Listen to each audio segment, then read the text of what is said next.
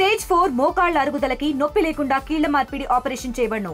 Doctor Ramesh Gajula, endoscopic spine ortho surgeon and pain physician, పెనిషియా spine pain ortho and sleep centre, Uppal, Hyderabad.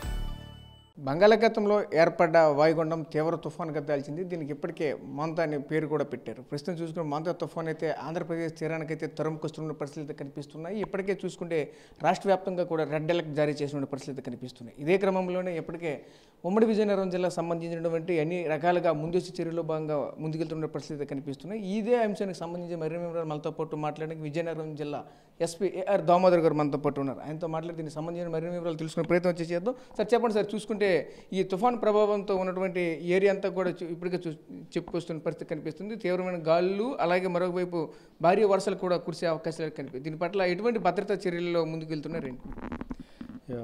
ఈ యొక్క మొంతా తుఫాను హెచ్చరికల నేపథ్యంలో అలాగే హానరబుల్ సీఎం గారు కూడా 3-4 times video conference, cell conference ద్వారా కొన్ని ఇన్స్ట్రక్షన్స్ ఇవ్వడం జరిగింది. అలాగే ప్రీవియస్ ఇన్సిడెంట్లు బేస్ చేసుకొని ఈ జిల్లాలో హుదూద్ కానీ నీలం తుఫాన్లు వచ్చినప్పుడు ఎటువంటి నష్టం జరిగింది, అవి ఎలా మనం కవర్ చేయాలి, అలా జరగకుండా ముందుగా ప్రికాషన్ తీసుకునే దాంట్లో భాగంగా మా పోలీస్ శాఖ తరఫున అన్నీ ఐడెంటిఫై చేయడం జరిగింది. ఎక్కడెక్కడ మనకు ఉన్నటువంటి సమాచారం ప్రకారం తీర ప్రాంతంలో ముఖ్యంగా ఉన్నటువంటి భోగాపురం, అలాగే పోస్పాట్రేగా మండలాల్లో ఉన్నటువంటి ఇంపార్టెంట్ విలేజెస్లో ఈరోజు నేను కలెక్టర్ గారు కూడా విజిట్ చేయడం జరిగింది. మేము విజిట్ చేసి అక్కడున్న లోకల్లో సర్పంచ్, ఉప సర్పంచ్లు, వార్డు మెంబర్లతో, ప్రజలతో కూడా మాట్లాడి వాళ్ళు ఈరోజు వేటకు వెళ్లకుండా, మొదట ప్రాణ నష్టం జరగకుండా, లోపలికి వెళ్ళి తగులుకునే విధంగా లేకుండా ముందు అందరిని అలర్ట్ చేయడం జరిగింది. మేము మా టీం అంతా కూడా లోకల్లో ఉన్నటువంటి సబ్ ఇన్స్పెక్టర్స్, ఇన్స్పెక్టర్, డిఎస్పీలను కూడా అందరినీ పంపించి ఎక్కడ లోపలికి వెళ్లకుండా మొదటి ప్రయత్నం చేశాం.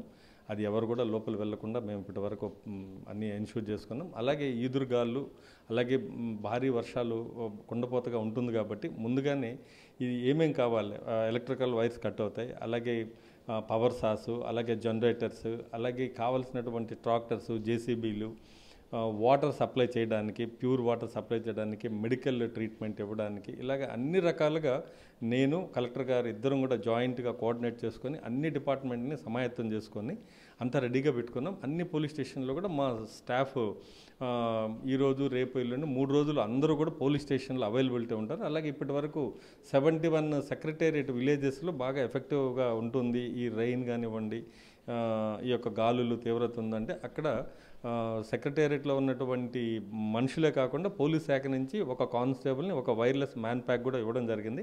అక్కడ ఏదైనా ఉంటే మాకు ఇంటిమేషన్ వస్తుంది. అన్నీ ముందుగానే ప్రిపేర్ చేసి పెట్టుకుంటున్నాం. ఫుడ్ ఇలాంటివన్నీ స్టోర్ చేసి పెట్టుకుంటున్నాం. అలాగే కంట్రోల్ రూమ్ ఓపెన్ చేసాం. అలాగే ప్రతి కంట్రోల్ ఇక్కడ కామన్గా ఒక కంట్రోల్ రూమ్ కలెక్టరేట్లో ఓపెన్ చేస్తే నిన్న కూడా రివ్యూ చేయడం జరిగింది. ఏ ఇన్ఫర్మేషన్ ఉన్నా కూడా దాన్ని ఇమ్మీడియట్లీ కిందకి మనము పాస్ చేసి అక్కడ సహాయ చర్యలు చేసే విధంగా మనము అన్ని ప్లాన్ చేసాం. అలాగే మా ఎనీ ఎమర్జెన్సీ ఉంటే కమ్యూనికేషన్ ఉన్నంత వరకు డైల్ 100, లేదు అంటే మనం మ్యాన్ ప్యాక్ల ద్వారా, అలాగే కమ్యూనికేషన్, వైర్లెస్ కమ్యూనికేషన్ ద్వారా, మా సిస్టమ్ ద్వారా కూడా దీన్ని ఆల్టర్నేటివ్ ప్లాన్ కూడా అరేంజ్ చేసుకోవడం జరిగింది. అన్ని సబ్ ఇన్స్పెక్టర్లు, అలాగే ఇన్స్పెక్టర్లు, డిఎస్పీలు కూడా అందరూ అందుబాటులో ఉంటారు. డైల్ 100 లేదంటే కన్సర్న్ లోకల్ ఎస్ఐ నంబర్లకు కూడా ప్రజలు ఏదైనా ఇబ్బందుల్లో ఉన్నప్పుడు ఫోన్ చేస్తే మేము ఇమ్మీడియట్గా అక్కడికి రష్ అవుతాం.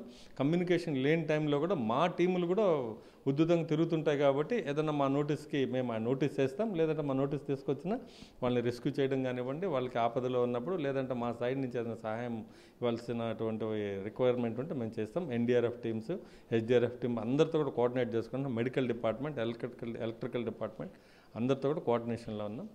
ఈ విధంగా మనకు వచ్చే ఎటువంటి ముప్పునైనా సరే మనం ఎదుర్కొంటాం. అలాగే ఇంకా ఎక్కువయ్యే పరిస్థితి ఉన్నప్పుడు షెల్టర్లు కూడా, తుఫాన్ షెల్టర్లు కూడా ఐడెంటిఫై చేయడం జరిగింది. అక్కడికి ఇమ్మీడియట్లీ ఎవాక్యుయేట్ చేస్తాం. పబ్లిక్ ఏదైనా ఇబ్బందుల్లో ఉన్నప్పుడు వాళ్ళని ఆ ఫోర్స్ అంతా కూడా రెడీగా ఉంది.